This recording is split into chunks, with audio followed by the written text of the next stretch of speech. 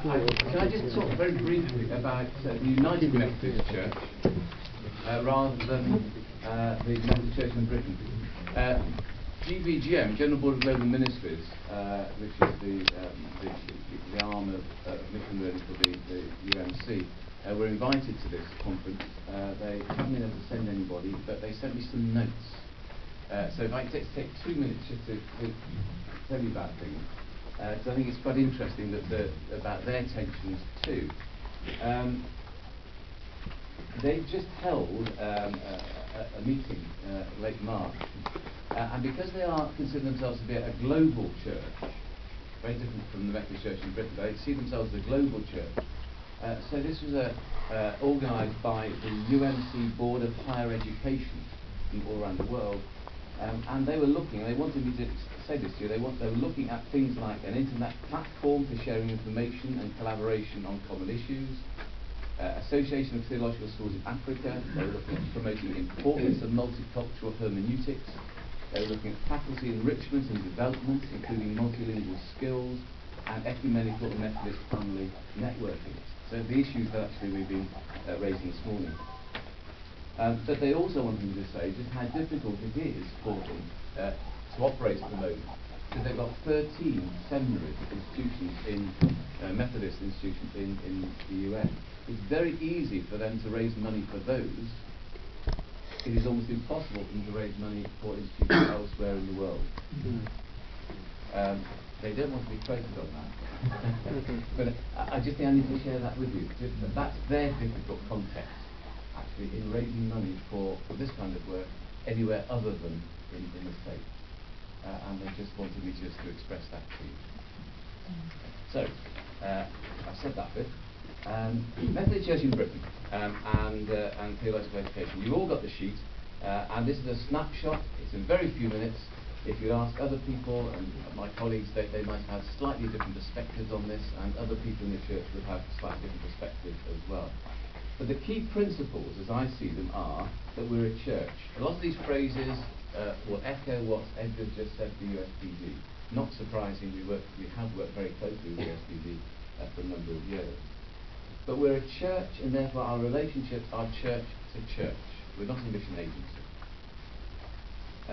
Secondly, that all our work that we do with overseas is voluntary donation. Not coming from the church itself in terms of a levy or a charge. It's all voluntary donations. So again, the point Edgar's making about it's got to seem to be sort of attractive kind of work is important. But the mandate that we're given is included in what are called our standing orders, and I've given you 3 there in italics. So it actually gives us the mandate to work, not just overseas, in mutuality, but also in ecumenical relationships. So we have a mandate to do it. And the third thing is just to say that at the moment, the domestic agenda of the church is very much being driven by this phrase that we are about contemporary Methodism as a discipleship movement shaped for mission. And that word discipleship is coming through and through and through in all that we understand. The historical perspective, again, many of you will know, the Methodist Church, the British Church, spread all over the world and produced overseas districts. Most of those overseas districts, and now all of those overseas districts, are now autonomous churches. And that is who we're dealing with. And as I said in number 3, a key issue in that autonomy is the ability of those autonomous churches to actually train their own staff, to train their own personnel. But actually, that is extremely expensive. And that's the point in number 4. It is extremely expensive. We all know that. And therefore, we are always being asked for help in that training task. And that comes in a variety of forms. But that's, if you like, our family responsibility. There'd be overseas districts, they're no autonomy, but we haven't dropped them. Actually, we still have family responsibilities to those churches. The present realities for us, therefore, is in C. And as much as possible, we're trying to engage with the churches to fulfill their own ministry and mission. And that leads to different requests. This sounds like a wish list. It's not meant to, but there is this ongoing sort of sharing of resources which we see ourselves engaged in. And capacity building, that's in C2, is absolutely vital. And that's where I think it's the heart, really, of what we've been talking about this morning. Capacity building for key leaders in the church. And the list that I then go down A to G, all these are asked for. This isn't us saying, this is what we're going to do. This is actually churches saying to the church in Britain, can you help us with?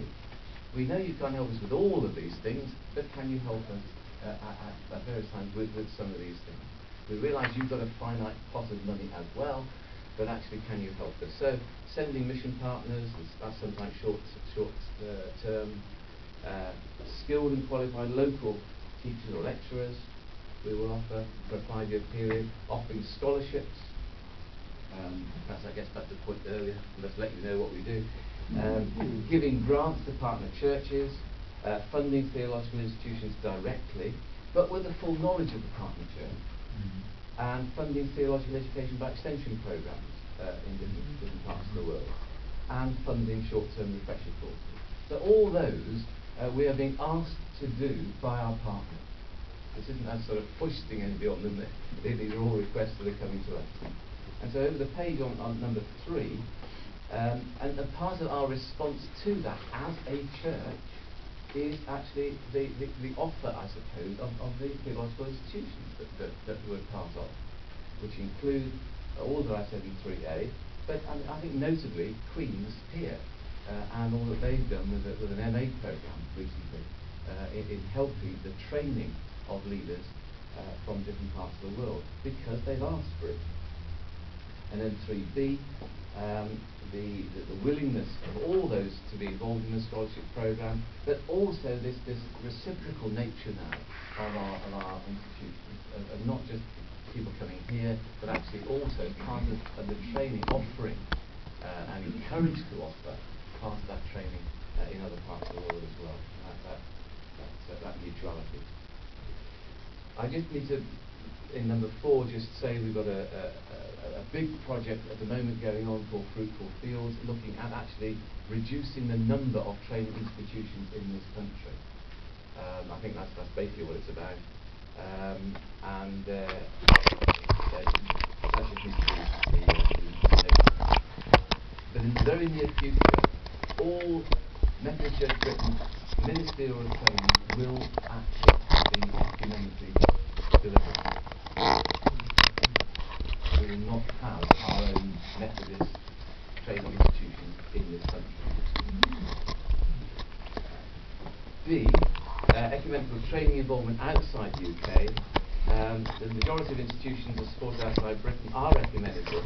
And I've just put 3 reasons. A, because that's historically how it's happened, because of economies of scale have driven that, and perhaps even the British Church was driving it some other times historically.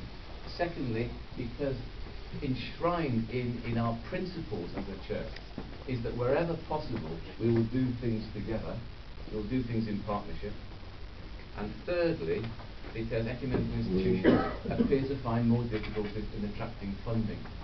So there are all 3 very good reasons why actually we're involved ecumenically. I've given, very briefly, in number 2, a few examples of that ecumenical activity around the world. And an example is the very first one in Africa. Why we're involved in the Faculty of Protestant Theology in Yaoundé, it is because historically there was no Protestant institution in French West Africa, except at Yaoundé. And therefore, our churches that have grown up in Côte d'Ivoire, Benin, Togo, all those institutions went there for training. So we've kept that link historically. Rightly or wrongly, but that's what's happened. So that just gives a bit of a range of that, and I know my time's up. So just quickly going into the tensions at the bottom, which could be challenging, actually, and again, pick up a number of things from this morning. But these are what I consider to be the big challenges and tensions from where I'm sitting. We need energy for the Methodist family as well as the wider ecumenical joint training. We've got to keep those 2 things in tension. secondly, we need a global, where I'm taking a global overview, and yet be flexible enough for all those 65 partner churches that have bilateral relationships with us. And that's a tension, actually. Keeping a big picture and yet keeping it flexible for very different churches, some with just a few thousand members and some with millions. How do you keep that together? Third thing, ensuring the vision of all those in partnerships is the same. So are we talking the same language when we talk theological education? Are we talking the same language as written with a partner? And that's courses, that's institutions, that's ideas, the whole, are we saying the same thing? And then the fourth big challenge for us is promoting appropriate contextual training, we said it this morning, without diminishing quality or rigour. Well, that's where we are, and those are our challenges. Thank you. Thanks a lot for the explanation.